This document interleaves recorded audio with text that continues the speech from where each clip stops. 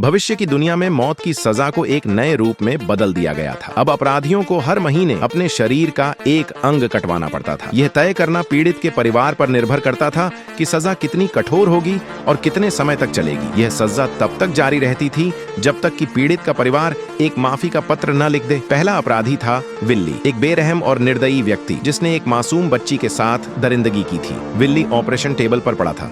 सामने था उस बच्ची का परिवार। लड़की के पिता ने फोन उठाया। उनकी आंखों में बदले की आग थी।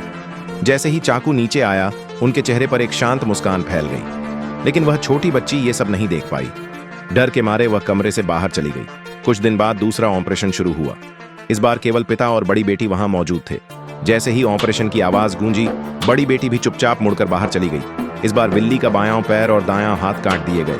अब वह गहरे डर और पछतावे में डूब गया था। तीसरे ऑपरेशन के दिन केवल लड़की के पिता ही वहां थे। सर्जरी के बाद उसका आखिरी पैर भी काट दिया गया। अब वह पूरी तरह अपंग हो गया था। फिर भी पिता ने सजा जारी रखने का फैसला किया। अब उसकी किडनी और फेफड़े निकाल ली गई और उसकी सर्जरी की रिकॉर्डिंग जबरदस्ती लोगों को दिखाई गई। अब विल्ली शांत था। उसने हार मान ली, लेकिन पीड़ित का परिवार अब भी उसे माफ करने को तैयार नहीं था। पांचवें ऑपरेशन में उसके जननांग भी हटा दिए गए। इस बार वह बिल्कुल चुप रहा।